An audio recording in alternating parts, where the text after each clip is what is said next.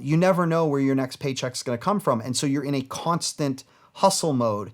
Yes. And what it does is it never gives you, the music business never gives you any real stability unless you have like some massive hit and you make $10 million. And then if you know how to spend it and you know, all right, don't blow it and be, responsible, sure, Right. then you're good. But that's like, that truly is the outlier. Most of us are working people, and even if you make several $100,000 a year or even $500,000 or $1 million a year, whatever, you're still kind of like, your expenses are high and you never know, it can stop in 1 month. And that I sort of learned that through the Beyonce project. And I said, I want to create a business that will last.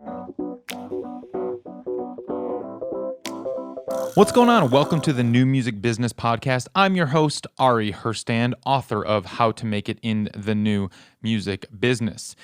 Today, my guest is DJ Swivel. He is a producer, engineer, songwriter, most notably for BTS, Beyonce, the Chainsmokers, Mary J Blige, Kanye, Fabolous, Bow Wow, Redman, Jay-Z, Ghostface Killah. I mean, the list goes on and on and on. Mariah Carey. You could just read the list on his Wikipedia. It's insane. We talked a lot about getting started in the industry as a producer, engineer, and what it takes and what that means. He also talked about diversifying your business and what it means to make it in the new music business. Of course, the final question I ask everybody. His answer was really interesting, and you're going to get a ton of value from that. So don't turn this off halfway through. You're going to want to listen to the very end of it. We also go deep into the LA versus New York versus Atlanta versus Nashville versus Miami battle discussion, and it got heated. No. This was really good, and he gave some really great insight to what these scenes are shaping up to look like and why he moved from New York to LA. I really enjoyed our conversation, and I learned a lot. I think you're going to dig it. As always, please subscribe, like, follow the show. However you're listening to this right now, just pause it, click that follow button, click that subscribe button. Leave a review if you're listening on Apple Podcasts or YouTube. Those really help. You can find me on Instagram and Twitter at Ari Herstand. You can find the entire crew at Ari's Take on TikTok. Now we're on TikTok. Instagram and Twitter, just look up Ari's Take. Our handles are different on all the platforms. We couldn't grab those quick enough. Damn squatters. Anyway, visit aristake.com and sign up for the email list. That's where you're going to get the most up-to-date information. That email list is crucial to stay updated with everything that's happening in the new music business. And you get notified about new podcast episodes and new articles and comparisons and all that stuff. All right, let's kick into the show. DJ Swivel, welcome to the show. Thanks for having me. Yeah, Appreciate so it. where are you? Right, you're in LA, right? I am in Los Angeles right now. Okay. Wish I could travel more, but we're all in the same boat. So Right. I'm in LA too, and I just finished a record with my producer who lives 15 minutes down the road, and we did it the entirety through Zoom, virtually, and Audio Movers. Have you worked with Audio Movers yet? Have you done that virtual kind of session stuff yet? I keep hearing about it and that it's Yeah. like super helpful and great. I haven't really had a need because most of the time, when I'm mixing records, people are sending me files and I don't really need, I can just do a mix and send it off. Sure. And usually when I'm collaborating, I'll just jump on like a FaceTime with somebody and say, hey, here's what I would like you to try. Cut that vocal a little differently, more like this. And then they do it and then they send it back and I work with what I have. Because most of your productions, you're pretty much doing it all on your own and then sending it off. Then they send notes and you kind of tweak and update and then send it back off. I mean, if I collaborate, I just wrote a song yesterday that I collaborated with 2 other people on. And, the guitar player played a guitar part. The vocalist wrote some stuff, and then it came to me, and I built out the production, and then I sent it back to the vocalist and said, did some vocal production. Hey, I need these harmonies. I need these ad-libs. Can you sing this part differently? Then she does that, sends it back to me, and then we're all good. If I need an additional guitar part, I'll send it, So I that's just how I've found works. And Sure. But I keep hearing about Audio Movers, and I mean, it was told fine it's for us. great. I work very differently. I'm a singer songwriter, and so this was a lot of the record was done fairly organically in the sense where the producer. It wasn't necessarily he would make the entire track and send it over. It was like he'd be literally on the drums and I'd be like yelling like "Go to the ride," and he could hear that in real time because we were all working through, the talk back and the auto movers, and we could hear the entire session in real time, which worked. How do you run your songwriting sessions these days? I haven't actually talked to someone who's done a successful virtual songwriting session where it's felt good. I mean, are they working? Is it going for you? Yeah. Well, you know what? Even when I'm in a room with a songwriter, I find it distracting.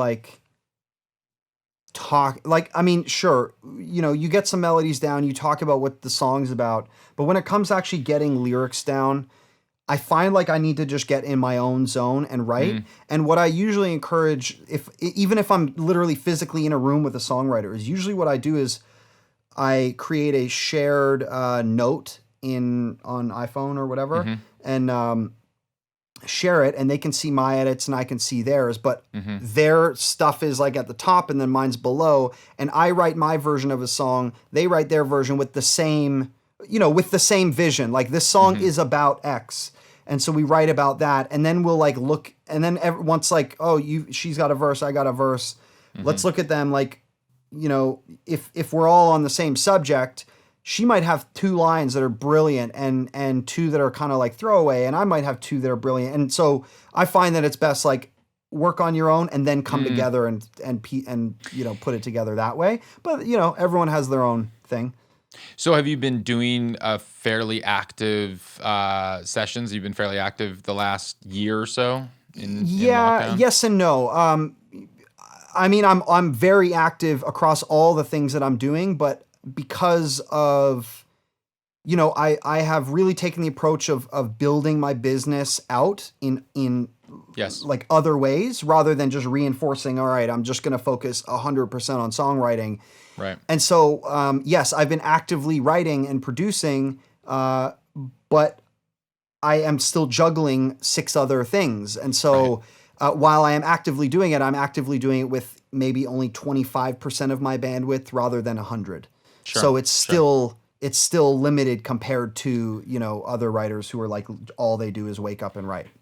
And we're gonna get to all the other endeavors, businesses that you're running. And it's funny, I just had a call with Omri of SKIO. My partner. I talked to him yesterday. I love. Right. Yeah. We're probably partnering. This was like totally serendipitous. There's just like no overlap or connection that we knew that this was happening. And like when I was doing your research, and I'm like, oh shit, he co-founded SKIO, and I literally had a call with him 2 days ago. I'm just like, oh, that's totally random. Okay, cool. We're gonna have to. Yeah. Talk I love about Omri and what they're doing at SKIO is incredible. And we're actively, for the first 5 years growing SKIO, I was actively involved on a day-to-day basis. And now I've taken like more of a step back. Omri's like got, full control of everything, and he's crushing it. And so now we're looking more for ways, how can we collaborate? How can SKIO support what DJ Swivel's doing? How can DJ Swivel support what SKIO is doing? And we try to find those synergies that work together. Right. So because SKIO, for the listeners who are not familiar, I mean, you do remix contests, you do feedback where you can kind of pay insight reports, things like that. Yeah. Yeah, exactly. Which I thought was incredible. I love that the feedback is so detailed because you have actual like professionals in the field, like producers who have that ear and can give you 2 to 3 pages of feedback. It's not just like a sentence or 2 like you'd get on Submit Hub from somebody who has no idea what they're talking about. Whereas like the producer can be like, yeah, you're gonna want to adjust that EQ and like and actually knows and works in the field. So that's cool. And I love the model. I'm just being introduced to it now. But it's a really cool thing. So you said you co-founded that 5 years ago or so. It's been around. Yeah, it would have been early 2015. Okay. Yeah. And early 2015.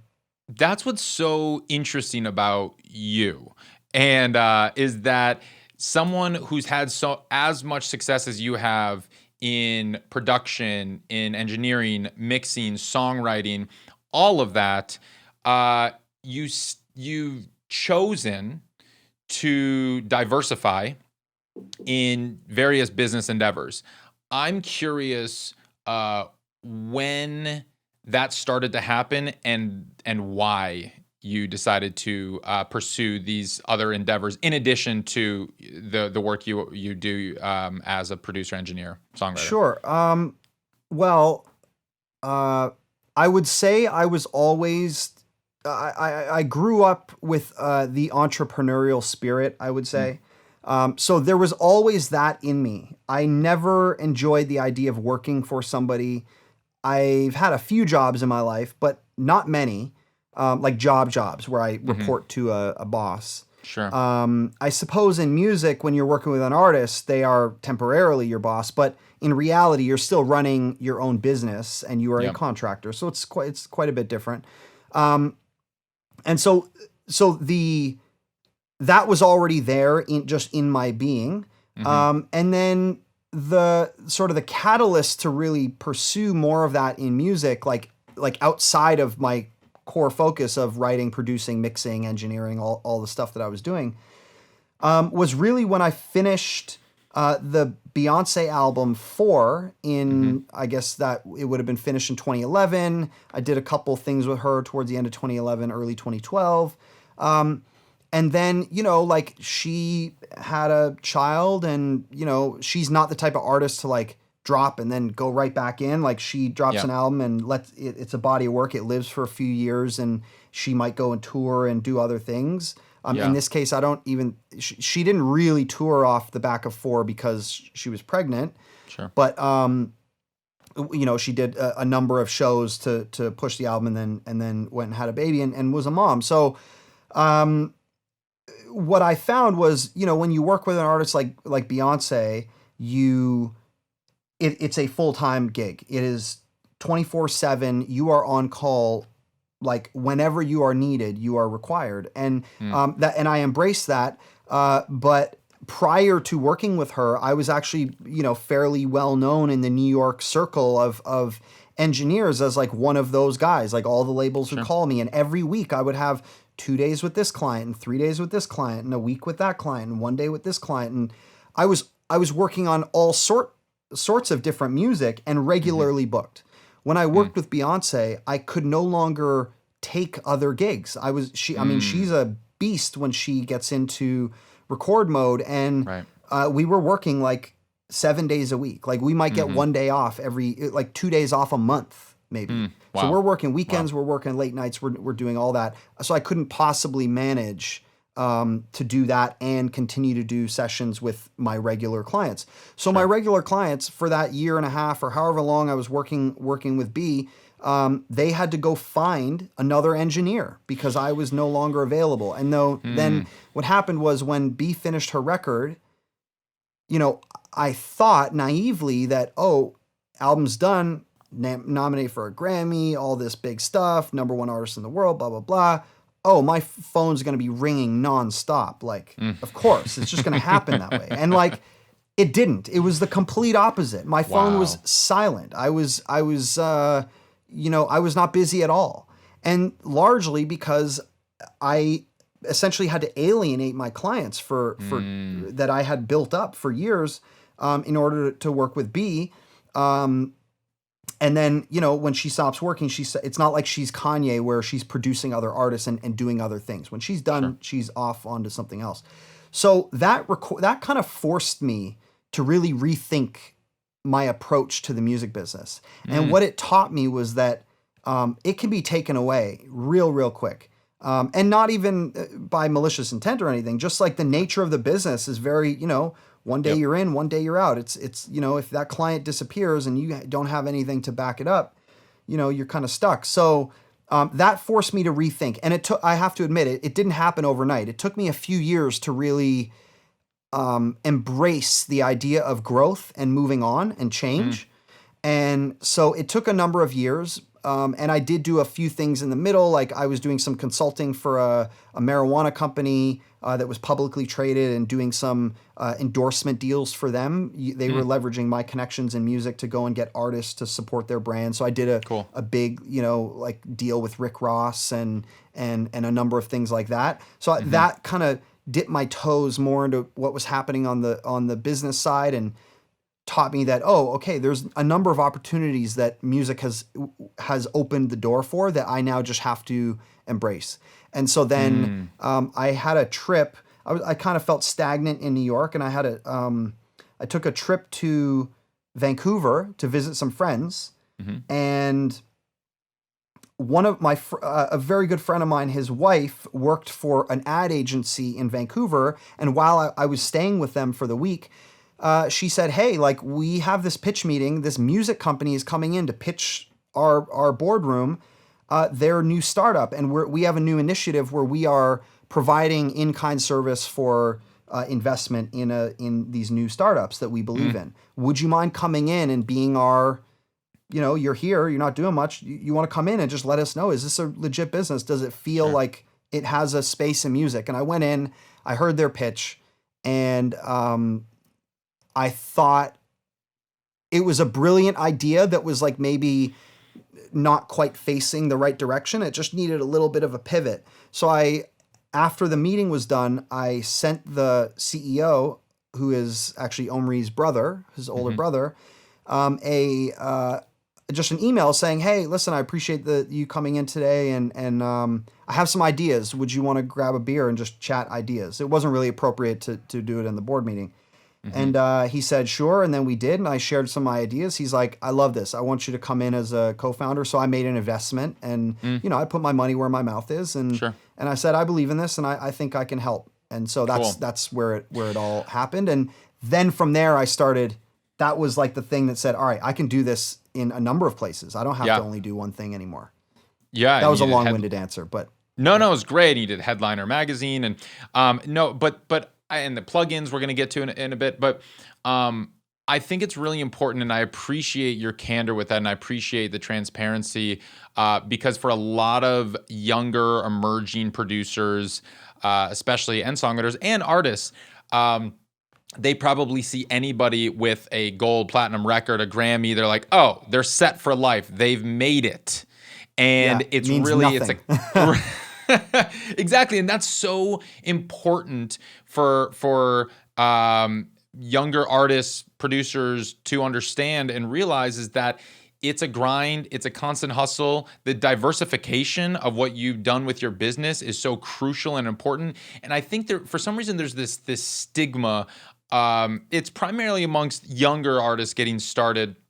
Younger people in music getting started, that if you're not making your 100% of your income doing your art or doing your craft and just doing the music that you set out as, like, that's on your name tag, it's in your, then you are still, then you're not worthy necessarily. And I like always point to, well, because Dre has beats, does that mean that, because it's a side business, does that mean he's not worthy of music because he's not, 100% is not coming from his production work anymore? And like, no, that's absurd. But like, but that's what everyone essentially does at some point. And it's just so important because the nature of how the music industry is structured, like you said, the phone just stopped ringing after a beat. Now I'm curious with having been that experience, going from the regular sessions, one after another, week here, couple days here and there, and that grind, versus the Beyonce 24/7 grind. When you're speaking to younger producers or engineers who may be at a crossroads and have an opportunity to do the hustle, the freelance, the multiple clients ongoing, or take a gig that might be much more long-term, but they'd have to cancel all the rest of their projects and may get replaced like you did, what would you advise? I mean, look, it's a gift and a curse, right? And so you have to weigh your options. I think it is better to work with a number of different people, because you have your hand in a number of things, and you never know when one of those indie artists that you're working with is going to blow up. And like, I mean, that happened with the Chainsmokers. I mean, I was working with them when they had the Selfie record out, but Roses Don't Let Me, none of that. Like we did all that music. And so that was one of those things where it was like, we were all kind of like starting out in a way again. Yeah. And I was focused with them as they were like, not my first, but one of the first, like, actually, they were the first big mix client I had after Beyonce. Not to say I had mixed some other major label stuff in between then, but they were the thing that, like, that's another A-level, like, huge project. But when we started, it wasn't. It was just, it was just another thing like, hey, I like the music, I like the guys. And I love the story time that you told of that on your YouTube channel. For anyone listening who wants to hear the story of how you started working with Chainsmokers, it's a great story. Go to DJ Swivel's YouTube channel and listen, watch that story. It was great. I love the story time sessions that you do. Thanks for the plug. Of course. No, absolutely. Yeah. But yeah, going back to your question, that being said, I let's not pretend like working with Beyonce is a privilege. Yes. And has afforded me some incredible opportunities. And so, you have to weigh the pros and cons. I think, I was going into it blind, right? I think if you go into it with preparedness that, when this is done, when the project is done, there is no obligation that you are going to come back. There is no, you don't know how your business is going to adapt. And so it's just important to be aware of that. And maybe had I known that prior to going in, maybe I would have made certain decisions differently, or maybe I would have kept the door open with some of my older clients and maybe I would have used that as an opportunity to train a new engineer to say, hey, guys, I might be busy right now, but this is my assistant and he's a beast or she's a beast. Use him or her, and I will stand behind it. And if there's any issues, I will jump in and I'll be able to manage it softly, like, without using a ton of my bandwidth on the side. Sure. Maybe that's an approach I could have taken. But of course, you got to learn somewhere. And so that was a huge learning experience for me. So I would say everybody has to make their own decision. There is nothing bad about working with a singular client at that level at all. But keep in mind, she was keeping me busy like 27 days a month or more. Yeah. So I knew that financially it was going to be a good situation. I just didn't anticipate the next thing, but it's a lesson learned, and it forced me to become a better version of myself. Right? It forced me to double down on more of these other ancillary businesses. Yes. And I have a whole philosophy on like how I approach like taking on a new business, which we can get into. But so that's great, and that's incredibly helpful. I'm curious about for emerging producers, engineers, getting started in this day and age, 2021. Like, I know when you got started, you finished Full Sail 2004, 2005, and moved straight to New York. August 2005, I graduated, or end of July 2005, I graduated. And then you went to New York and immediately you got an internship or so, working like 100 hours a week or so, right? Well, not quite. So, okay. Well, I did go to New York and have an immediate internship, but I got that because I had gone to New York a few months prior to graduation on spring break to, one, line up an apartment, and two, take some meetings at studios and, let them know, hey, I'm going to be graduating soon, and being proactive about finding an internship. So I actually moved to New York. I had an internship right away, but it was at a studio that wasn't really primarily working on the music that I cared about. They were working on a lot of jazz music and things like that. It was a beautiful studio and a well-built space and on the Lower East Side, and it was very, very nice. But I didn't see a lot of upward mobility, and I didn't really see a lot of artists coming through that I cared about. And so I thought, why am I working in music if I don't love the music? I have to be around artists that I want to be around. And so I quit 2 months into the internship because I just felt like, this is not the place I want to be. I didn't feel happy. Sure. I felt like it was just work. And I was like, this isn't supposed to feel like work. I love making music at home. Why do I not love coming to this stupid studio every day? So then I started taking more interviews and stuff, and then I landed an internship with Duro, and so I credit Duro with pretty much my entire career. But that internship that he afforded me, that was the thing that everything was built off of. So the first internship was almost like a trial run. It was a practice run, and then I forgot about that. And got this job with Duro, and that sort of opened up the whole world to me, and I love being there.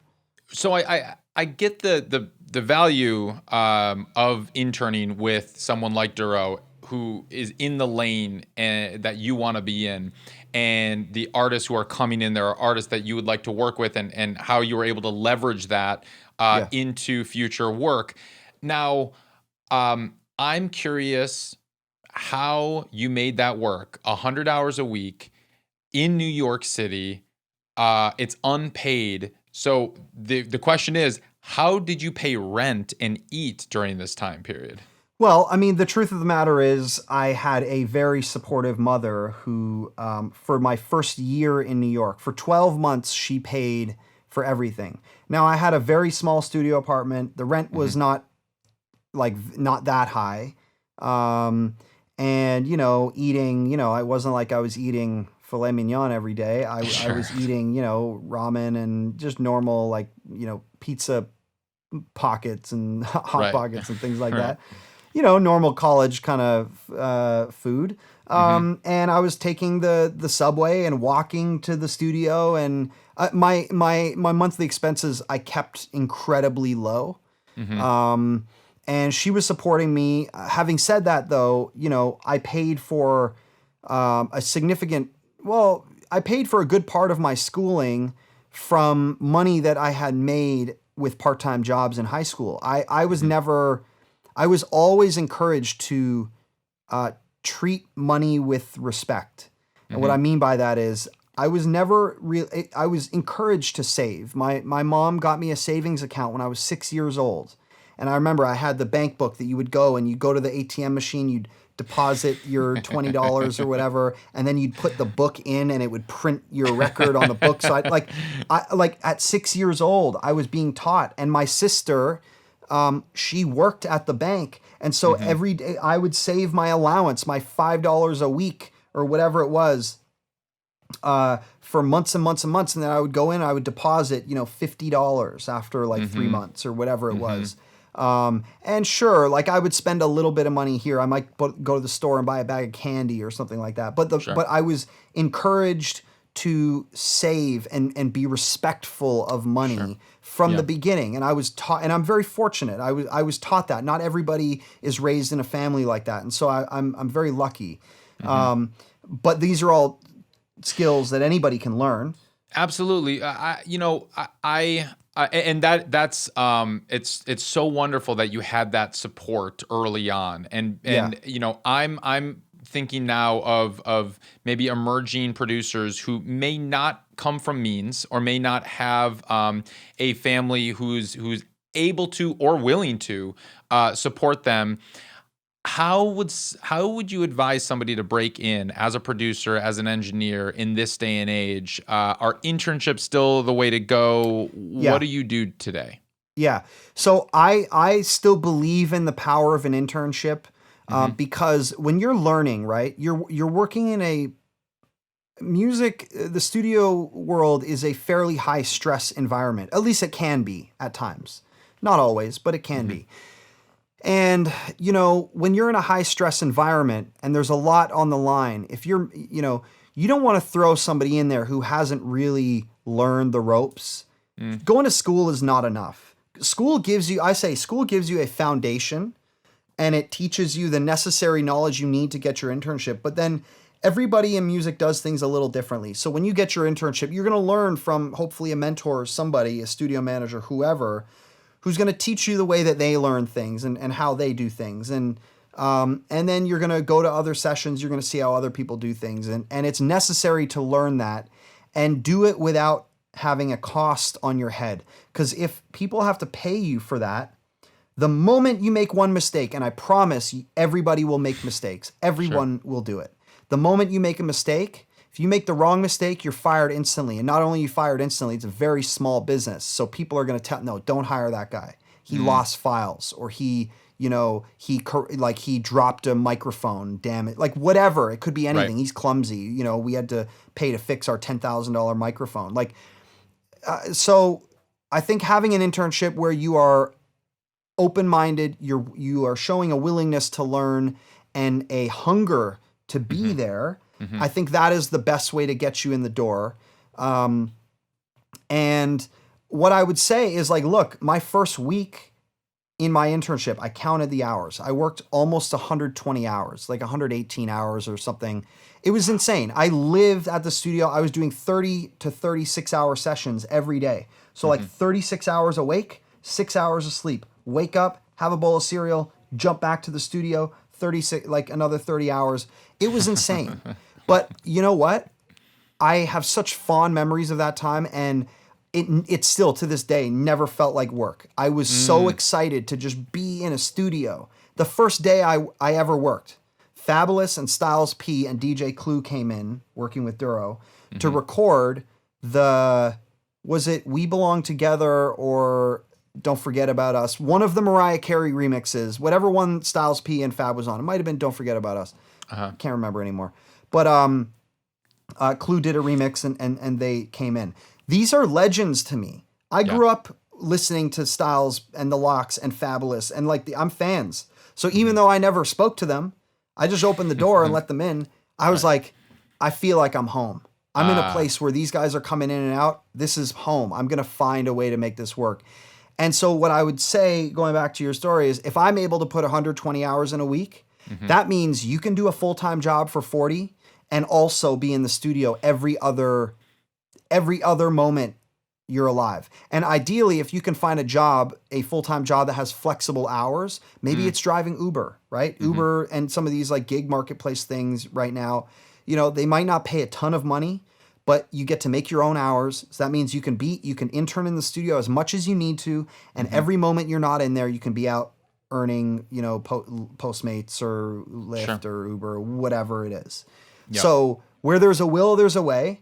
But but everybody I know who's made it had that willingness, that drive to sacrifice their social life, sacrifice money, sacrifice everything for a passion that they really love. And that's sort of also the great filter, right? If you can't hang on an unpaid internship, well, you definitely can't hang with all the bullshit that we deal with in music. So I know you're not right for this job. I know you're not right for this business. And, my advice is for those people is find something else that makes sense. But if you want to live and work in a studio, it's intense. It's intense. And it's not this hunky-dory thing that people, it's not as romanticized as it really is. What were some of the jobs that you were doing as an unpaid intern early on? Everything. Mostly cleaning the studio, cleaning the toilets, scrubbing the floors, you name it, going on food runs. If an artist hey, I want this meal from here, going and fetching it. I was working with a lot of hip hop artists, sometimes going on blunt runs, going and getting blunt wraps and things like that. Sure. Other times it's the belt on the vacuum cleaner at the studio is gone. Well, we're not going to buy a brand new vacuum cleaner. Go find a vacuum repair shop and go find some new belts and figure out how to fix it. Yeah. A lot of it's that. And then of course, once, quit, I was in a great situation because it was Duro, his assistant, and me. And so even though I was doing all the grunt work, in a bigger studio, you only get to do the grunt work. I was very fortunate because it was a small studio. So when he needed more hands on deck to manage a session, setting up microphones or keyboards or whatever, I was fortunate that even as a GA, I was able to do some of that, which is great. So I was juggling both. In the same day, I'd be painting the walls or vacuuming the floor as I would be setting up keyboards and microphones and getting an artist comfortable. So I loved it. I got to do all that. Yeah, and that's great. I'm curious. Now, this is it might be a challenging question. The ethics behind unpaid internships, and I'm just going to preface that a little bit because I had Jonathan Azu. He's a artist manager He's represented everyone from Luke James, Corey Henry, Robert Randolph, Anita Baker, and he's represented artists of every scale, every level, mostly in hip hop, R&B, that realm. Yeah. And he spoke. This was we had our conversation kind of right at the height of the George Floyd protests. He's a black manager, and he, we were talking about the racial disparities in the music industry, and I'm like, okay, there, of the top 50 people just on the business side necessarily, there was, I think, one person of color, maybe two people of color, one black person of the top 50. Billboard top 50 in music, that list. And I'm like, okay, well, where does this come from? Like, how do we solve this? And he brought up to me, he's like, well,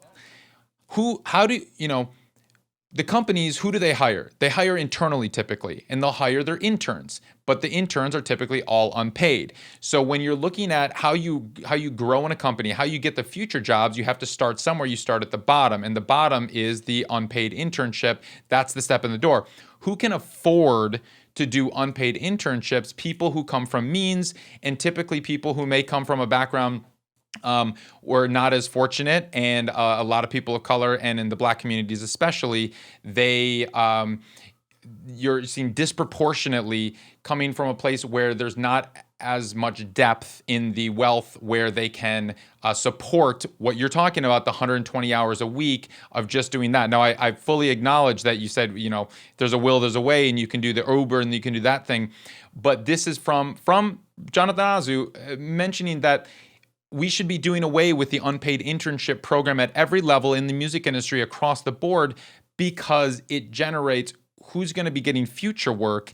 And you're looking at, okay, we're going to hire internally because you've had a tremendous career after this unpaid internship. So not discrediting that in the least. I'm just curious your thoughts on the ethics behind this and where we're at now. Yeah, I mean, I'm sure there's a ton of validity to his point. Right. I don't disagree with that. But, I mean, look, a lot of internships, right? A lot of the places where people are interning can't afford to pay.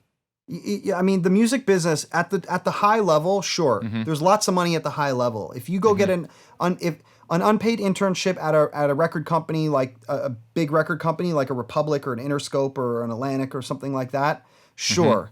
Mm-hmm. I see a completely valid argument to do away with that. These are billion-dollar companies. They can afford to pay people. Yes. But a lot of studios are barely surviving. And if you had to pay every GA who was there, they wouldn't be open. And so the question is, what do you do? I mean, you're kind of between a rock and a hard place. You pay these interns, you can't afford to pay your rent, right? Look at all the studios in New York. They all shut down because rents kept going up. Law firms and accounting firms and all this stuff kept flooding in and raising the rents of all these places. Music, the creative fields could no longer support it. And so 90% of studios in New York have shut down because they couldn't pay their rent. And that was with unpaid interns, right? So I fundamentally disagree with it in the studio space. And the reason I disagree with it is because there is such high demand for those jobs, and there are so few of those jobs. Fundamentally disagree with what? What's that? Fundamentally disagree with what? I fundamentally disagree with the idea that you should pay all interns in studios. Got it. Now, so music industry is a wide industry, right? Yes. I agree. Record labels should not be taking advantage of that. These are billion-dollar companies with plenty of money, and 100%. It's not any one person's money. It's not like it's a CEO's money. It's shareholders' money. Yes. They can afford to pay, right? 100%. And they should. Yes. But a recording studio, or often it's not even a studio. It's like a guy. It's an engineer. I want to apprentice with an engineer so I can learn those skills. Well, I view it as my payment is my education, the network that I'm going to build, the relationships I'm going to build, and the skills that I'm going to learn. And if somebody's willing to spend $50,000 a year on education, you should be more than willing to do an unpaid internship, because actually the education from an unpaid internship with somebody at a high level who is who you admire and could be your mentor or whatever, is so much more valuable than going through an education process, which could end up costing you $200,000 in student loans that you cannot, you can't claim bankruptcy and avoid them. You can't, there's all these laws against, so. No, you make a really good point, and I appreciate that you distinguished between the multi-billion-dollar corporations that with shareholders and your independent studio that is scraping by. Now, full disclosure, I've had plenty of unpaid interns myself that have worked under me throughout my entire career. There was no way I could afford to pay them. I couldn't afford to hire anybody, but people were clamoring to come work with me to see behind the curtain, how is he doing this? What is happening? How is this done? Yeah.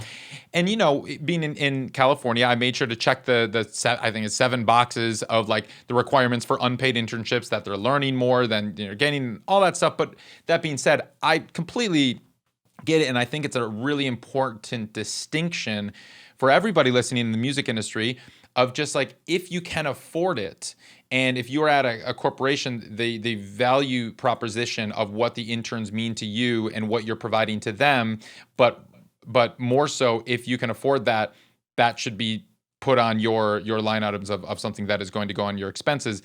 But on the other side, we're now in like the creative realm where everybody is kind of scraping through that. It makes sense.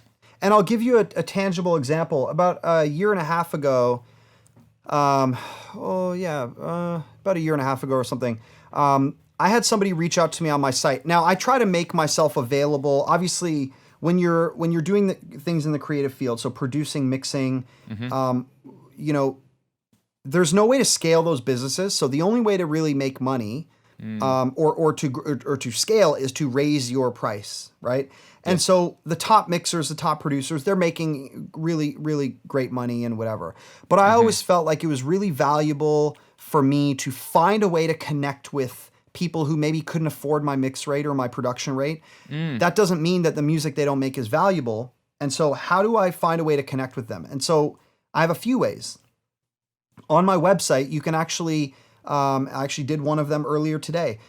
You can order a Skype session with me where you have an hour of my time for whatever you want. You want me to listen to your music, critique it, give you mix notes, whatever it is, you can buy that. You can also buy, for like $100, feedback on a song.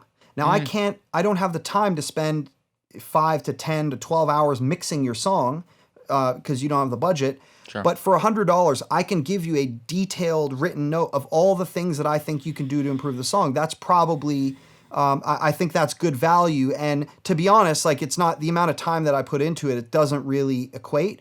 But I still continue to do it because I feel like it's important to nurture those people who are just coming out of school, who maybe can't afford, thousands of dollars for certain things, but maybe they can afford $100. Okay. Yes. And I want to make sure that I'm providing more than enough value for it. So anyways, I say that to say, an intern who I hired, he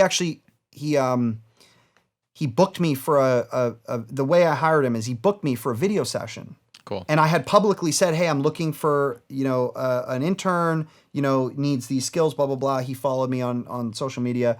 So he booked a session and paid for it.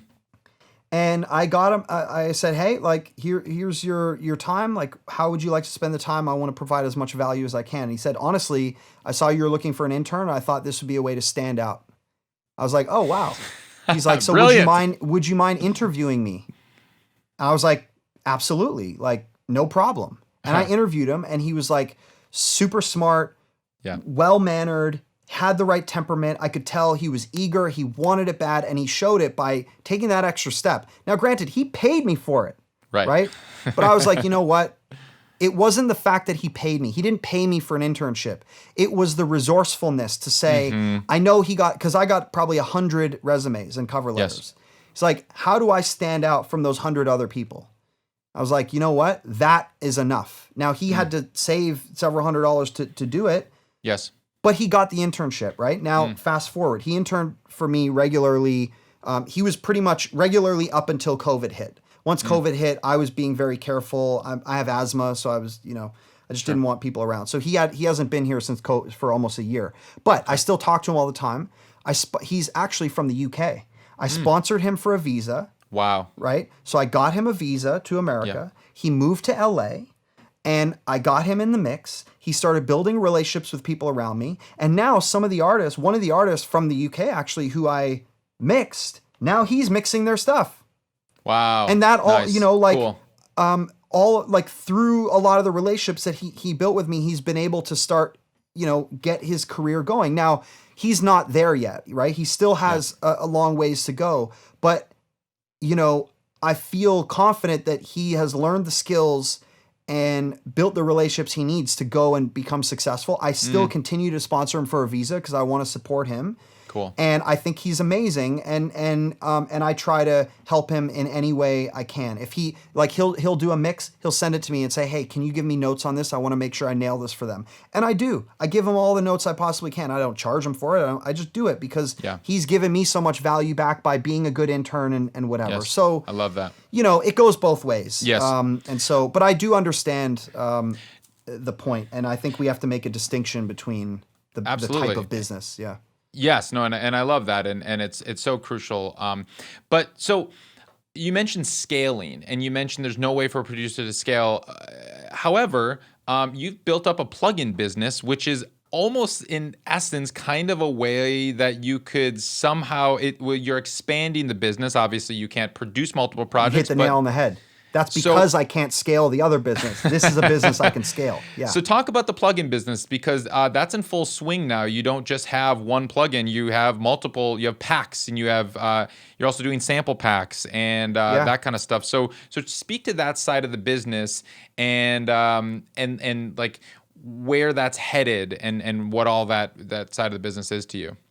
Sure. So the plugins is sort of the amalgamation of all of the entrepreneurial stuff that I've thought about and how I want to approach my business. And one thing I said earlier is I have a philosophy on how I approach taking on a new facet of my business. If I'm going to do anything new, it has to,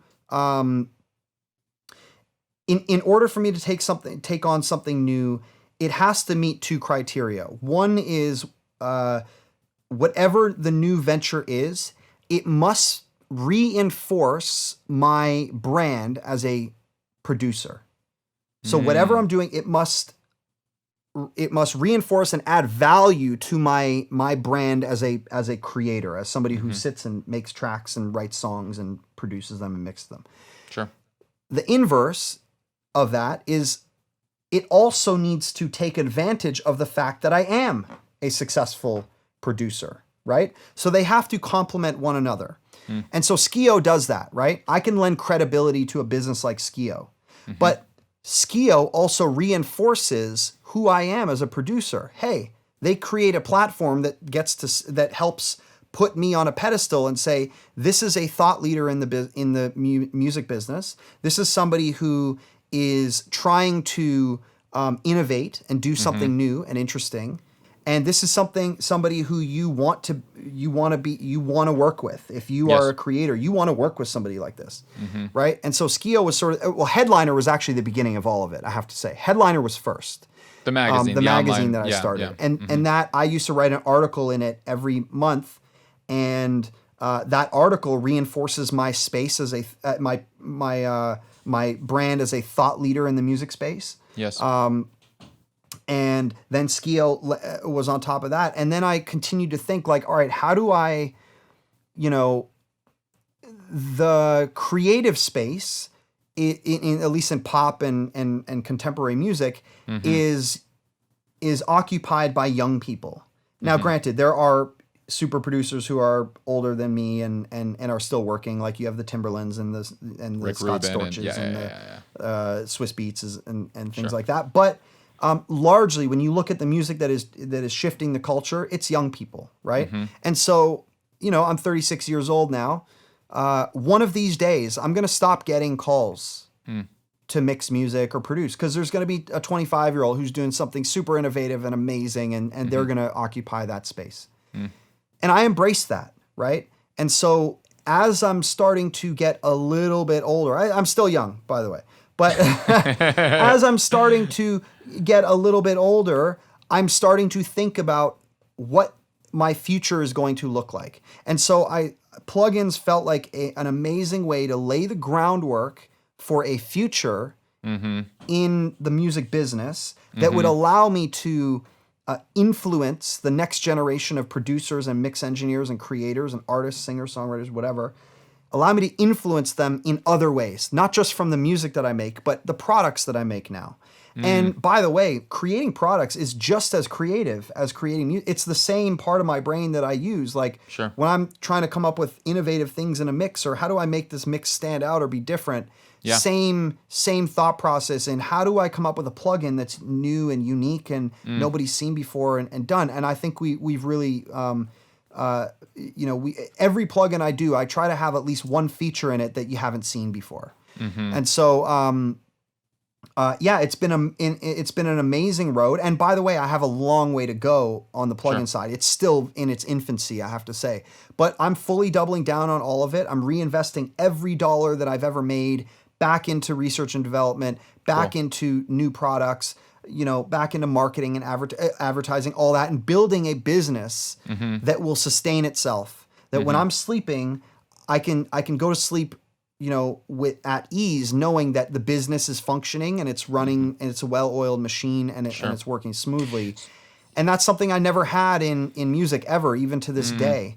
You never know where your next paycheck's going to come from. And so you're in a constant hustle mode. And what it does is it never gives you, the music business never gives you any real stability. Unless you have like some massive hit and you make $10 million. And then if you know how to spend it and all right, don't blow it and be, responsible, sure, then you're good. But that's like, that truly is the outlier. Most of us are working people. And even if you make several $100,000 a year or even $500,000 or $1 million a year, whatever, you're still kind of like, your expenses are high and you never know. It can stop in 1 month. And that I sort of learned that through the Beyonce project. And I said, I want to create a business that will last. And so that's why I did it. And it's a great business to be in. I love it. Absolutely. And are you only selling the plugins and sample packs on your website, or are you on Splice? Are you on the other outlets? We have distributors. We have distributors. We're constantly trying to grow that distributor network. And so we've actually done an amazing job. Jason, who I just hired, he's been actively focused on building out the distribution network, and we've had a ton of success and progress there. How does that work? I'm not familiar with this side of the business very much. So you create a sample pack, you create a plugin, other than like going to Splice and be like, hey, buy the, make it available. Like, who are the distributors in the space, or how does that even work? The plug-in boutiques, the Sweetwaters, the Guitar Centers, the JRR shops, the KVRs, the Audio Deluxes. I have an amazing distributor in China. I have an amazing distributor in Korea, Gear Lounge, who I do a ton of work with. Wherever, any music store, any place that you would go and buy your plugin, but also, of course, I have a direct-to-consumer on djswivel.com. You can go and buy them there, and I always encourage people to buy it there, but we also incentivize distributors where, hey, Plugin Boutique, we're going to give you an exclusive sale for 2 weeks. You're going to get all of our plugins for 30% lower than what we're selling them for. So it's encouraging people to go buy it from the distributors as well, because we want those distributors to help us build our brand and promote our brand and get it in front of their customers. And so, there's a lot of that, and it's all new stuff that I'm learning along the way. And trust me, I've made plenty of mistakes, and I'll continue to make mistakes, but hopefully I will learn from them, and we will have this running fairly smoothly soon. Cool. So. I look forward to it. Absolutely. So in terms of the, speaking of making mistakes, so with SKIO, there is this feedback side of it, and I think that's great. I think every producer, artist, songwriter, everyone could use some feedback. Throughout your career, how have you sought out feedback, and how well do you take criticism, and how open are you to criticism, and where does that come from? Well, I'm very open to criticism of my music. I think that's necessary. I think it's good to get people's opinions. I think it's good to share with people. That being said, everybody has an opinion, and you take it for what it is, a single person's opinion. But if you're going to work in music, and this, you work in music, like, you need a thick skin. Not everybody's going to love what you do. And it's impossible to please everybody, right? We are a unique. Every person is unique and has their own experiences that that have shaped and molded them. And so, certain people have tastes because they grew up on this type of music, and certain people have tastes because they discovered this thing. And it's good to get feedback from people, but also, if you really believe and love what you're doing, stick to your guns and focus on it. But, having self-awareness is really important, not just for your own musical feedback, but also just self-awareness in the studio. If you're working with other artists, it's like simple things like knowing when to be quiet, knowing when to speak, knowing when to, jump up and assert yourself, knowing when to sit in the back and let somebody else handle it. Like, a lot of music is you're working with really unique personalities, right? Artists, I think, in general, have tons of idiosyncrasies that make them unique, that make them an artist that we all care about, right? And not just artists that we know, up and coming artists that we don't know. Everybody has their own little quirks and things, and so it really does, working in music, serve you to be very self-aware and know what's going on, and some people are oblivious to that, and that's another reason why unpaid internships are important. You want to see, can you put somebody in the fire with a big celebrity and have them not fanboy or girl out and not have a nervous tick, right? It can be nerve-wracking. The first time I ever met Beyonce was like, my heart was like, I was like, this is, I better not screw this one up. This is like, this is the queen. Like, so, these are true and honest emotions that all people feel. The question is, can you manage it? Can you deal with it and be a professional and do that? And so, cool. No, that's great. So you moved from New York to LA. What is your opinion on the music hubs of the States right now? New York, LA, Nashville. Why are you in LA, and where? Why did you leave New York? Well, simply put, I left New York the same reason why. Not true. I left New York for a couple of reasons, but largely, it was an unsustainable business in New York. Rents in New York are incredibly high. There was not a lot of work happening in New York. Most of the studios had shut down. So that if the studios are shut down, there's not enough places for artists to work. So they, go to LA and work, and Miami and Atlanta and things like that. And at the time I was like breaking up with a girlfriend, and it was like a messy one. I just was trying to get as far away as possible. I was already thinking, I was nominated for a Grammy that year. And I went out for the Grammys and had such an amazing trip. And I said, I could really see myself living in LA. And I moved like 3 months later. It was sort of a confluence of a number of things, but largely like the business. I was not making much money in New York in early 2015. And on top of that, I wanted a change of scenery. I felt stagnant and like that I was not growing as an artist or a creator or a producer. And so I just felt like I need to just have a dramatic shift in my life. And moving to LA was that dramatic shift. Not only that, a lot of my friends that I kind of grew up with in the music business in New York, most of them had already moved to LA. So it's not like I was moving to a place where a lot of my friends already lived. Sure. So it made a ton of sense, and it was by far the best decision I had ever made.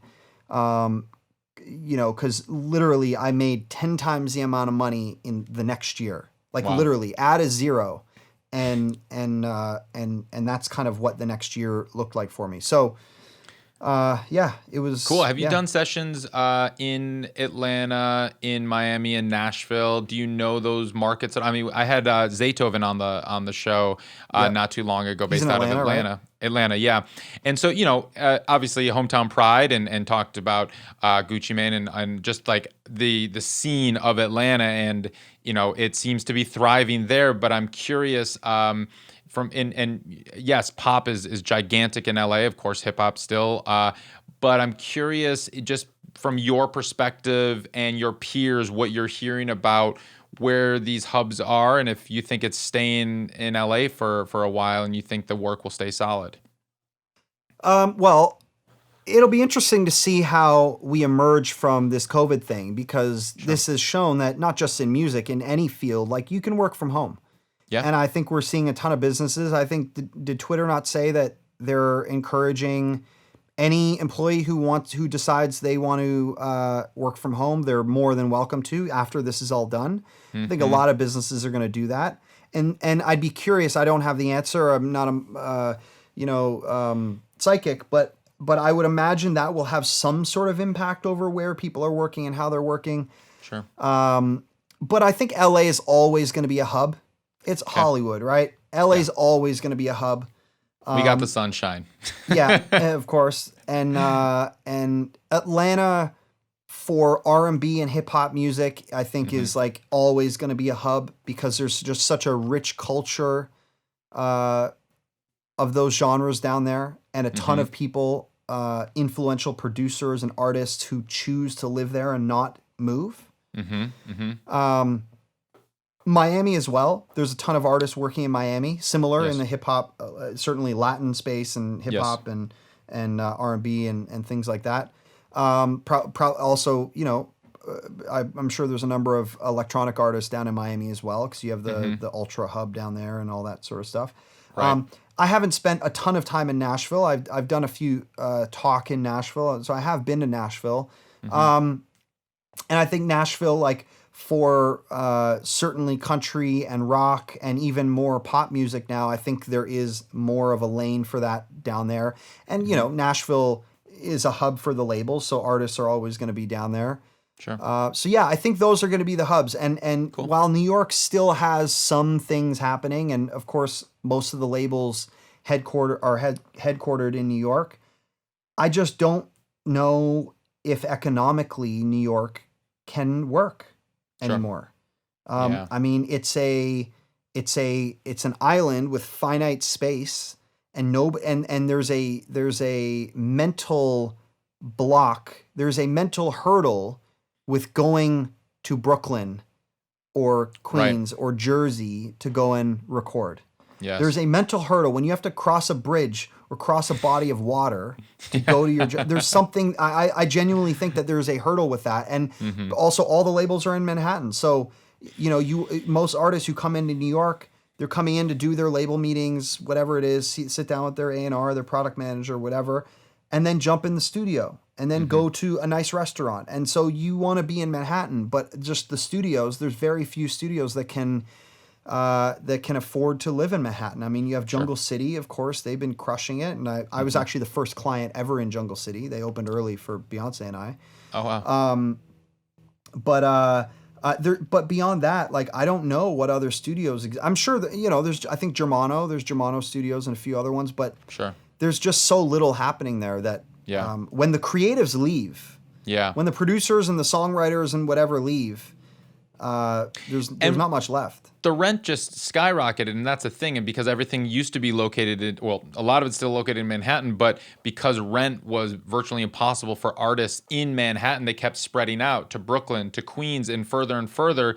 Whereas, like, even in the live music space, we're talking like, Lower East Side 10, 15 years ago, that was the hub where all the venues were. It was hopping, and people were living on the Lower East Side as well. And so there was this scene right there. And I was down there, yeah. Yeah, and then when rent started to skyrocket, it started to push the artists out, so the scene starts to collapse because like you really want to take 2 trains for 45 minutes at 2 a.m. after you finish the scene. No one's gonna want to do that. No, not at all. Right. So and and there's always like very high level artists who will want to remain in New York, and that's cool. But the truth of the matter is the culture, the shifting of the culture and the move and what's happening is not with the biggest artists. It's with the emerging talent. It's with the people who are on the cusp of greatness. Those are the ones that are driving the culture. And it's like, and it's not just the artists, it's the songwriters who are almost there. It's the producers who are almost there. And if none of them can afford to live in a city, they're all going to go to a place where they can live. And you can live in LA. I mean, LA is an expensive city, but you can live in LA very cheaply. You can find a room for $500 a month if you have to. You can. There is cheap place in LA, but you're not going to find any. You're not going to find that in New York anywhere. Sure. Now I have heard. I can't speak to truth on this, but I have heard that the rents have started to come down in New York, and that COVID has had a fairly significant impact on the power structure and the financial structure of how everything is happening in New York. Interesting. I can't speak to that firsthand, but I've heard that.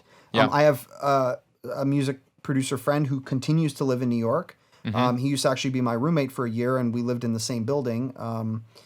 And he said, like the purchase prices of condos have gone down, actually. So time will tell to see what's happening with rent and real estate. I mean, post COVID, everything could shift. So that's exactly. very curious. Well, Swiv, it's been super enlightening. I really appreciate the time, and this has been incredible. I have one final question that I ask everyone who comes on the show.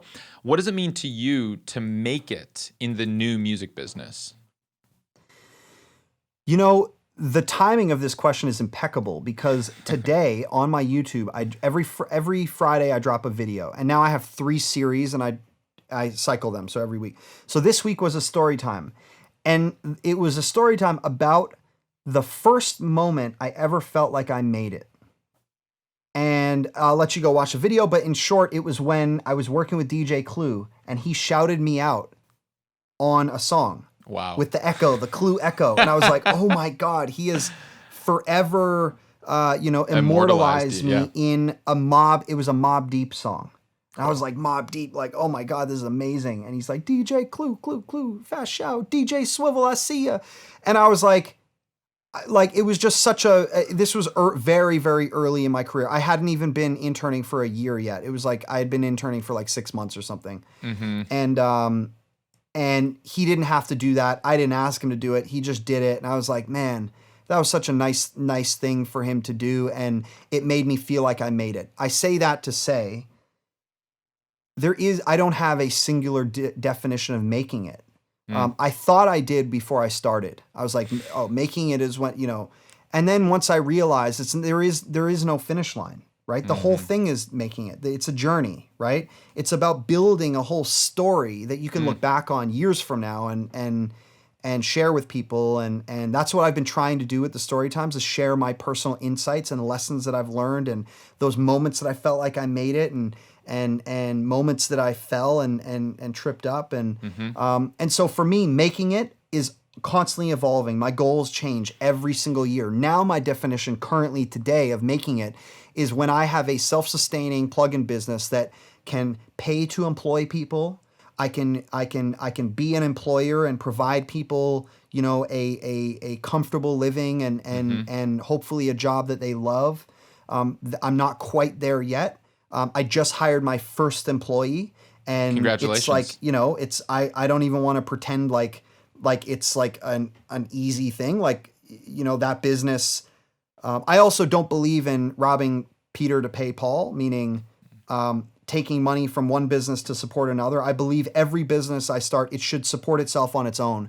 It shouldn't require you to dip into your earnings from a successful business to like support one that isn't working. And so I'm bootstrapping the plugin business, hired my first employee, and I would like to hire more. By the way, when I say hire my first employee, my first person who's like an actual employee. I still, of course, have my development team. I have my web team. I have all these other people who I pay, but they're consultants. But this is like your W-2 on salary. This is my guy. Yeah. I'm like exactly. And I would love to get the entire team. Right now I have a team of 1, 2, 3, 4, 5, 6, 5 people, and then a company, like an ad agency that I hire that, you know, whatever. I guess they would never be an employee now that I think about it. But regardless, I'd like to get to a point where everybody, you know, has benefits and has like whatever. And I'm not quite there yet, but I'll get there. And that is my current goal, is let's get that business to a self-sustaining thing that I can go on vacation for 2 weeks and I got an amazing team who can help continue to run it. And then I can focus on coming up with amazing plugin ideas and new product things and sound design and sample packs. That's where I'd love to be. I love it. DJ Swivel, thank you so much. This has been great. Thank you, Ari. Appreciate it. All right, take care. Take care. Bye.